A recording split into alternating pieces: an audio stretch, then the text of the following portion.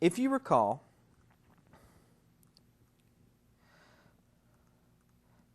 Jerry Jones has a status of A.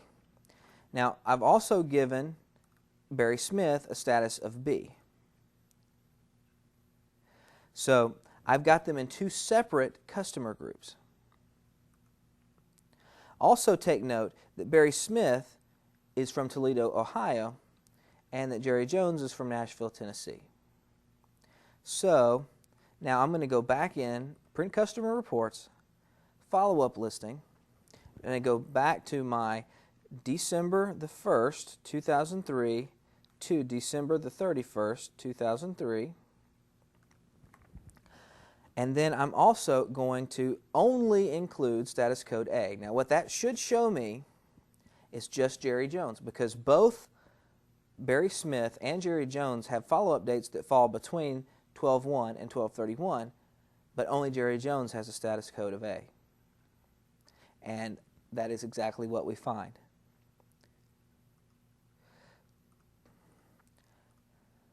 Now, 12/01/2003, 12/31/2003 status code of B should just retrieve Barry Smith. My intention was not to belabor this point, but it was to make sure that you do understand how you can use these powerful query features. The next report is total phone listing. It is a very simple report. When you click total phone listing, it displays a phone listing for all of your customers. I probably want to see the last order for a single customer anytime when a customer calls me and says, what did I order the last time?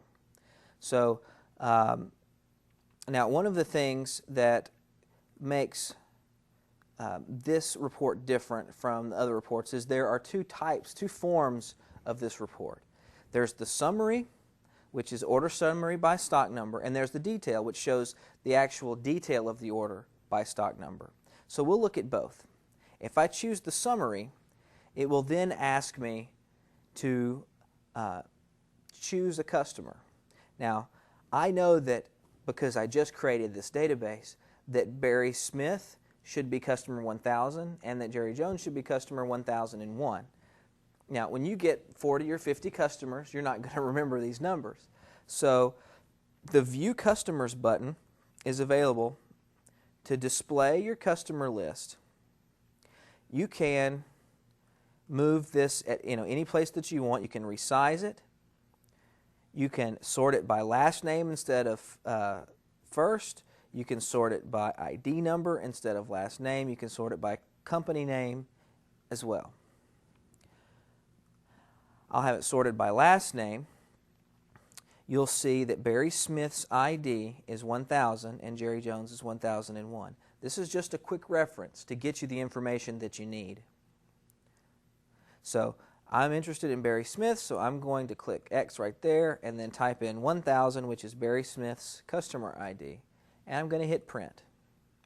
Now this shows you a summary of the last order from Barry Smith. Now this isn't going to tell us what products he ordered. This is going to tell us the amounts associated with his last order. If I'm interested in finding out what products he ordered, I would go into Print Customer Reports, choose Last Order for One Customer, but this time I would choose Detail. Type customer number 1000, hit print, and I've got his last order was C 10,002. It was on November the 15th, 2003. He ordered 1 TSO01 and 5 AMO QTs. That can be printed. Many people just use this as a quick reference and don't print it. Now, I can also print all customer orders. Now, this is a similar report to the one we just looked at, and it is available in summary and detail, but then also, in this case, it's available in cash flow. So, I'm going to print it in summary first. Again, I have the opportunity to choose a range of dates, I have the opportunity to choose status codes, and I can go directly to a single customer by just typing in 1000 if I want it to be Barry, or 1001 if I want it to be Jerry. Type it in that box. I also have the ability to view my customers just like I did before. In this case, I'm going to leave everything blank because I want to see all of my customers.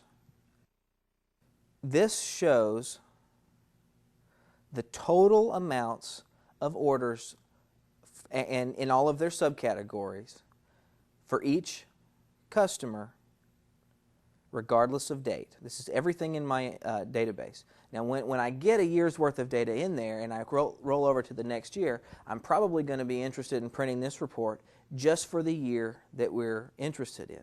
So, January 1 of 2004, I'm likely going to be putting a 2004 beginning, maybe January 1 to December 31 of 2004.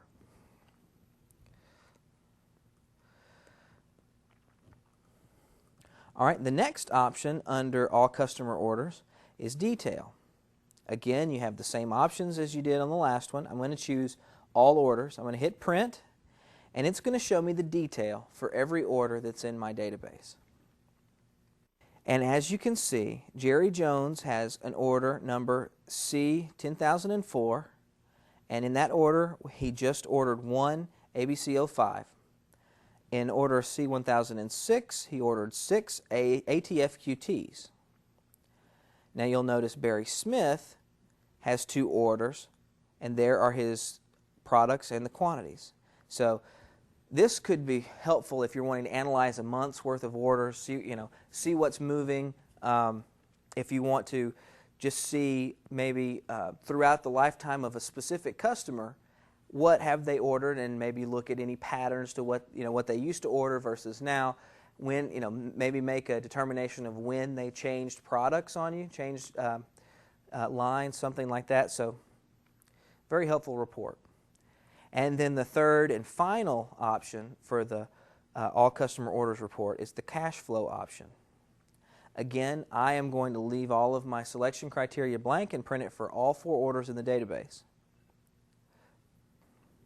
Now here, you're going to see each order for each person, and you're going to see the product total, discount, surcharge, freight, tax, parts, labor, and total price.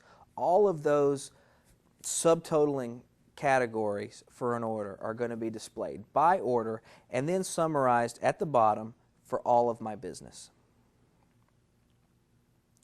So there are 3 things that I can see from this report. I can see in individual orders amounts, I can see all of a specific customer's amounts because of the subtotal right here, and then I can see total business amounts. It's a very helpful report.